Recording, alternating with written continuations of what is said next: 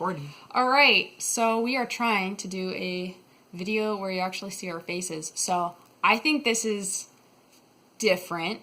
I don't like posting videos of my face, so you're welcome. You're so very lucky that she's willing to do this. I'm down, but... Yeah. So this is Mr. Cho, and these are my notes of all of the things we're going to talk about, so we'll see how this goes. All right, so you guys read chapters 17 and 18 for today, and so that's where you get the testimonies of Mr. Ewell and Mayella Ewell. So two of the very important testimonies. Next week you will read where Tom Robinson testifies. So let's start with the Ewells and dig in a little bit to what they have told us so far and see what Harper Lee is telling us through those. So first of all, we hear from Mr. Ewell. And one of the important things that I want us to recognize about Mr. Ewell's testimony are the words that Harper Lee is using to describe him as he is testifying. Because he's not described the way you might think someone would act in that situation, right? And so Harper Lee, on page 198, if you're interested, talks about how his face looks really smug. And on page 199, it talks about how he's looking at Atticus with haughty suspicion, where he feels like Atticus is going to try to get him. And then on page 200, he talks about how he thinks Atticus is an easy match. And that language, you usually hear that when it's a game being played. And so you see Harper Lee telling us that Mr. Ewell is coming into this trial feeling more like it's a game than that it's an actual legal trial. So that's the first thing that I want us to notice about Mr. Ewell.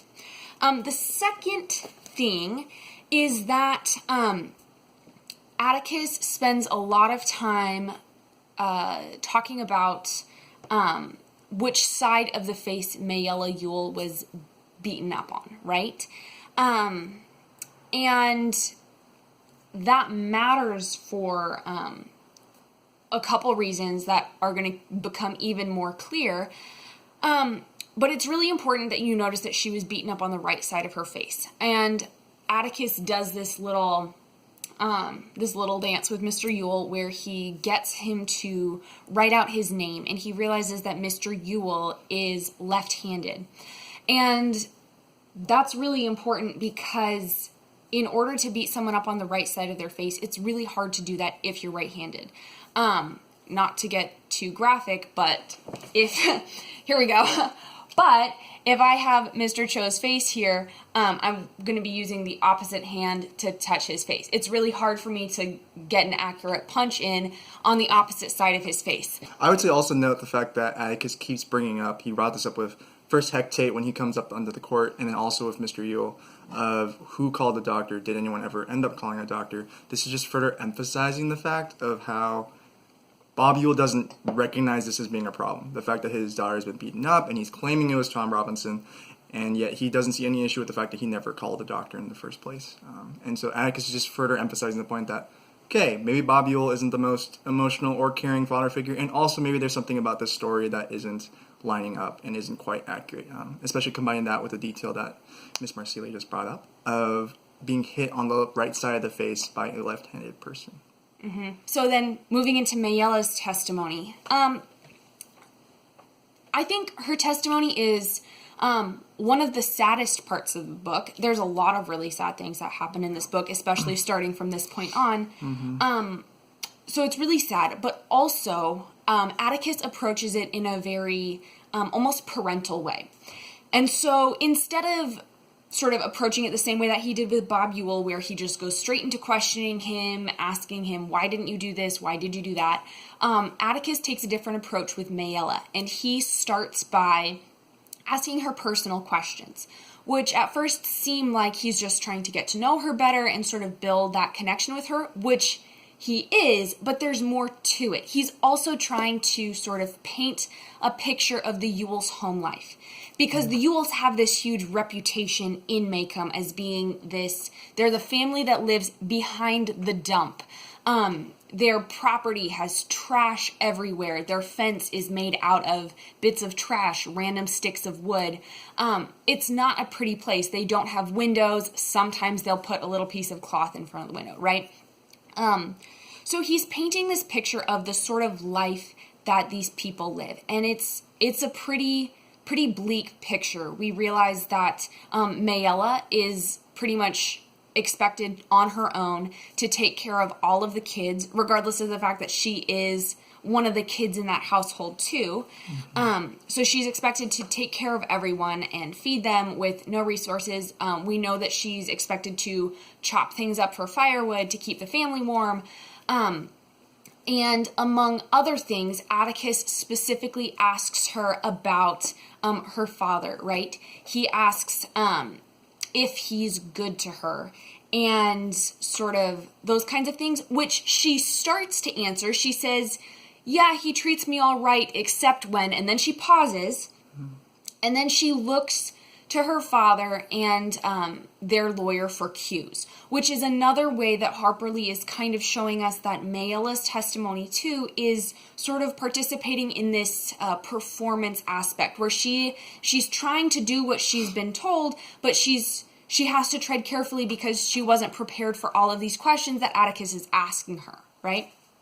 Also, in regards to the questioning that Atticus gives, also pay attention to the fact that Atticus, when he refers to Mayella as Miss or Ma'am, and then asks her about friends, she thinks that he's making fun of her, which we all know Atticus is not doing that. Atticus is just a very polite, respectful person. And so this is just further emphasizing the fact that Mayella Ewell lives in a house where the idea doesn't make any sense. She is not treated with respect in any sort of context. And so the first sign of that in a courtroom is very suspicious to her, which is a very sad detail to think about. So we know that in her home life, things are pretty bad. We know that her dad drinks, and it's sort of very heavy-handedly implied that her dad beats her. With Mayella, we have a really interesting, tragic character, is probably what we would call her, because we know that she is definitely a victim right here. She is definitely abused. She definitely got beaten up that night very badly. But we also know on the flip side of that Tom Robinson is innocent, right? And with those two things together, we get a pretty tough picture of Mayella's situation, right? Because we know that she's in a really bad spot and has a terrible family situation. But we also know that she's got nowhere else to go to. So the fact that she's choosing to testify probably shows us that she has been either threatened or is just scared enough of her father that she is willing to participate in this act, regardless of whether or not it's true or false, right? So Mayella is doing something bad by testifying, yes, but there's also a lot more going on in her situation. And then, do you want to talk about, if you turn to your symbolism page in your packet. Should be on the back page. On page 24. It asks you about, here it is, red geraniums. It's the second to the bottom entry. So, red geraniums, you first see it mentioned when Scout sees Mayella Ewell coming up to the stand. Scout starts thinking back to what she knows about the Ewells. You get this description of the Ewells living behind a dump, that they don't live in a very good area, that the land is not well kept. As you've already mentioned, there's trash on the land, and yet there's this one hopeful bright spot in the midst of this land, and that's the red geraniums. And then Scout mentions that she thinks that that's being kept by Mayella. And then also we get this other detail when Scout talks about who is keeping themselves clean longer. She makes this funny little comparison of Bob Ewell, who only washes himself probably once a year, and that's just for the court, and Mayella Ewell, who actually tries her best to keep herself as clean as she can. And so her keeping herself as clean as she can, coupled with the red geraniums, are leading to this idea of hope, and especially as small as that hope might be, that for Mayella, that she, despite living on the land of just trash and just not great circumstances, that she still tries to foster this beauty and this hope in that land, something that she can hold on to and hopefully find somewhere else. And we see this also being maybe a symbol throughout the entirety of the book, that there could be a hope for the other characters as well, that something better can happen. Yep. So red geraniums symbolize hope. Mr. Cho gave you a few ideas of how that can symbolize it, so make sure you get that written down on page 24 of your packet. And then also to draw your attention to a few themes that we see here. On page 26 is your themes sheet.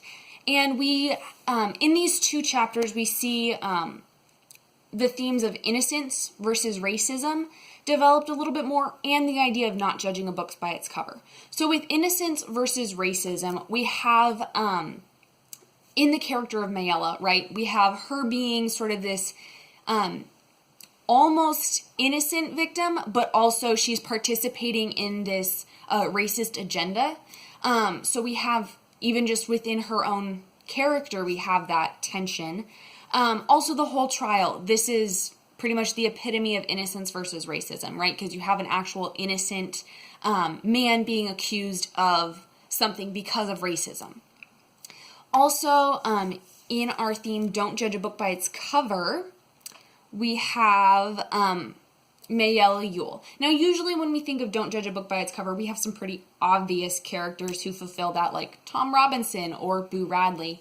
But Mayella also fits into that because she's a Ewell, right? So the moment we meet her, we already have this whole idea of the Ewell family. We know they're terrible people. We know their dad's awful. We know they live by the dump. They're dirty.